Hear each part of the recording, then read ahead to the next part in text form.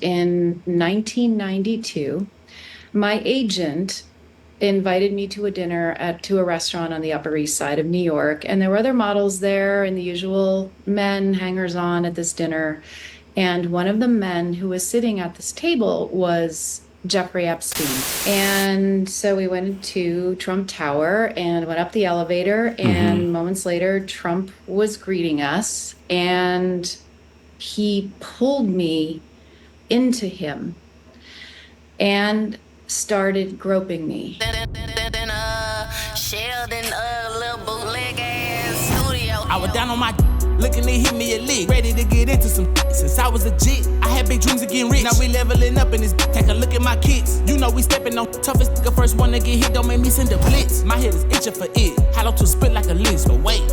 Whoa. Well, now it's the motherfucker can't deal. Welcome back to Sheldon's bootleg ass studio where we come to kick it, vibe out, and shoot the shit with Sheldon. I really appreciate each and every last one of y'all for pulling up. Do me a favor, hit that like button, subscribe to the channel. Let's go and get up to this video of today.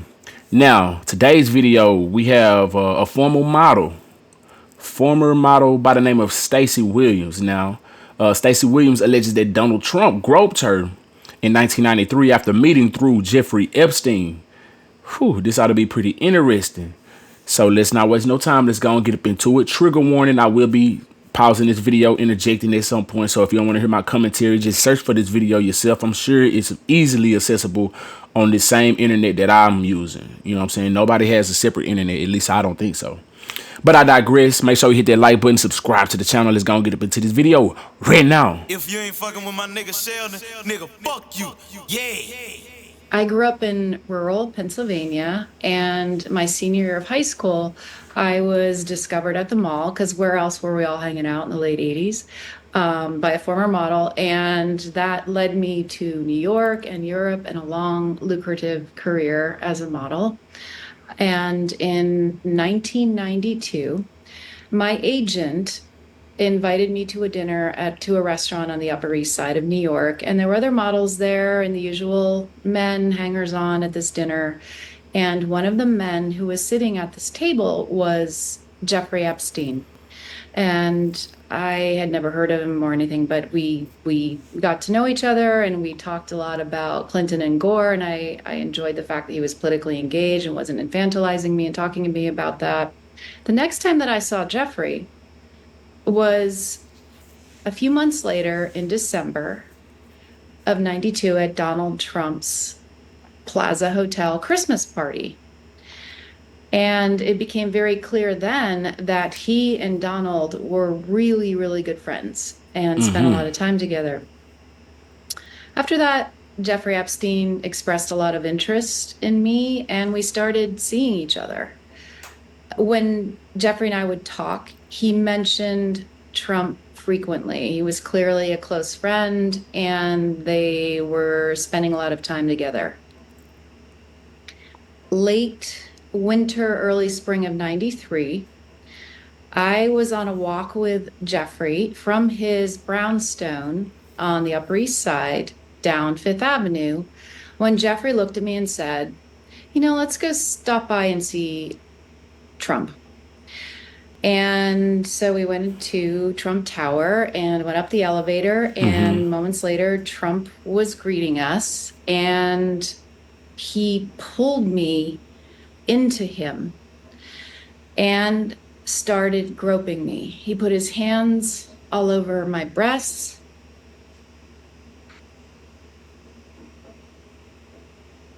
my waist, my butt. And I froze. And I froze because I was so deeply confused about what was happening because the hands were moving all over me.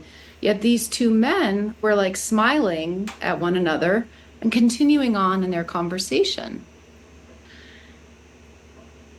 What is the relevance? Do y'all see the play that's being set up right here? For some reason, people feel like they just have to try to throw dirt on somebody's name when they see them progressing towards something, whatever that is. You had all this time to speak on this.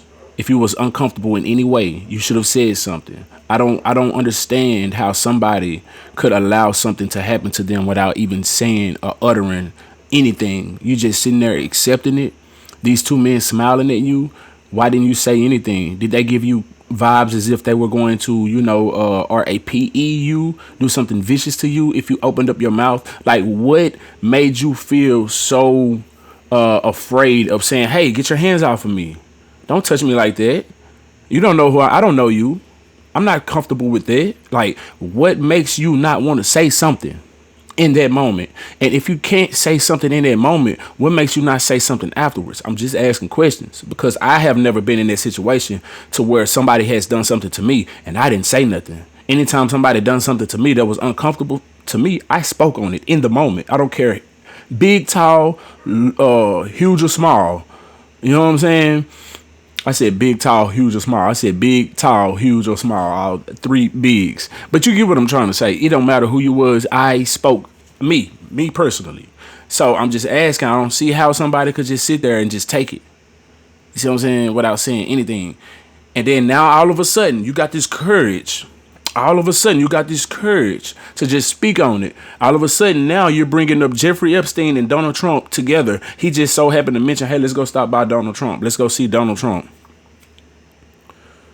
Why is it relevant right now? Why wasn't it relevant a long time ago when you felt the need, when you felt, violated? I don't understand. I don't understand. I do understand. It's a trick bag. It's a play, maybe, allegedly. That's how I feel, though. Otherwise, what's the relevance? What can we do with this information? Jeffrey and I left, and I got into the elevator with him, and I felt this, like, he didn't look at me, he didn't speak to me, and I felt this like seething rage around him. His whole energy shifted. And when we got down to the sidewalk, he looked at me and started just berating me. He kept saying, why did you let him do that? Why did you let him put his hands all over you? What? And he made me feel so disgusting. And I remember at that moment. Because why did you do it? If you came there with Jeffrey Epstein, why did you allow this man to do that? It's not registering to me at all. Because anybody that I'm with at the time, they're gonna have to speak to that. Why would you let this man do that? But hey, Being so utterly confused. Number one, I thought, well, yeah, why did I let him do that?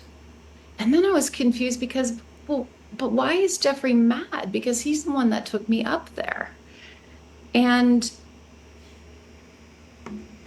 I was also confused because I was someone who really prided myself as being sort of one of the tough models who was problematic because I fought back against the predators in the industry. You contradicting yourself, baby. I'm not understanding. Defended fellow models on the streets of Paris when we would be grabbed or harassed. So why didn't you say nothing right in this situation? All of a sudden you are a victim and you're so small. It was big old Donald Trump. I couldn't say anything. And it was Jeffrey Epstein. But you such this big bad lady who's fighting off predators. If you such a big bad lady, you would have still owned your position and fought that man off you. Get your hands off of me. No, jerk. You would have said something. I'm not buying it. So how did I let that happen? I felt so humiliated and so sick to my stomach and was so upset. And as I absorbed what happened a few minutes later, I felt like that was some sort of sick bet or game between the two of them. How? All of a sudden now is on them. It was a bet between them. How? Lady, if you was a whore, just say that. In there like a piece of meat for some kind of challenge or twisted game. And I felt horrendous. And not long after that, a postcard of Mar-a-Lago was couriered to my agent. And there was a personal message on the back from Donald Trump. What did it say? I still have that postcard. And, Please show. It makes me sick to look at it. And where is it?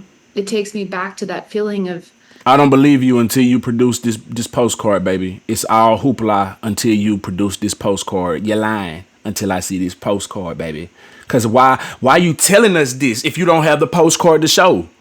Why speak on the postcard? Why even speak on this situation? Like, damn. If you got receipts, let's see it. Confusion and being frozen and humiliated. And that is why I am here tonight. I figured it was time to share this, and I'm ready to win this election. The thought of that monster being back in the White House is my absolute worst nightmare. There's the ammo right there. Thank you very much for including me in this remarkable group of women. Seriously. Sheldon, little bootleg ass. Well, there it is, Miss Stacey Williams. And there's the ammunition right there. She's fighting for Harris to be in office, or she's at least fighting against Donald Trump at the very least. It's safe to say that. So, I mean, that's her prerogative. She has the right to go for who she wants to go for in this election. But if you're gonna throw dirt on somebody's name, if you're gonna make slanderous claims, then it would be best to produce some receipts. You understand me? Because otherwise, it sounds as if you are just either trying to chase after a bag, chase after some clout, lie, throw dirt on somebody's name or something.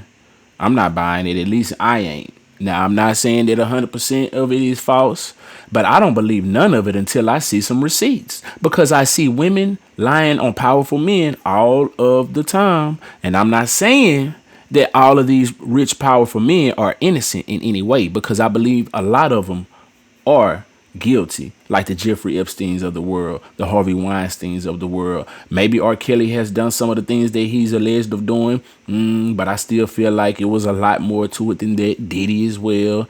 But yeah, I'm just saying. The Thalia Graves in the Diddy case has been proven to be some kind of finesse game. She's paid her ex-boyfriend or bribed her ex-boyfriend for $3 million to corroborate her story. So I'm just saying, it's not unheard of that these women make false claims all the time. So I am not quick to believe. I don't believe every woman like a lot of y'all do. Y'all say believe all women. I don't, because women, just like men, they lie. Humans will tell you anything just to get whatever they want. See what I'm saying? So I'm just saying, I don't believe nothing until you can produce something, especially when you throwing shade on somebody who's rich and powerful or something. Not even just that. People do shit all the time. Like, you don't have to be rich and powerful. You can just, somebody could just be spiteful of you and just want to revenge you for whatever reason. Anyway, I digress. Let me know how you feel about this in the comment section below. If you vibed all the way up until this point, I really do appreciate you. Make sure you hit that like button, subscribe to the channel. Till next time, I'm SheldonVybez. I need y'all to be cool like the other side of the pillow. Stay light on your toes like you're supposed. Oh yeah, no. If you ain't fucking with my nigga Sheldon, nigga, fuck you. Yeah. Oh God.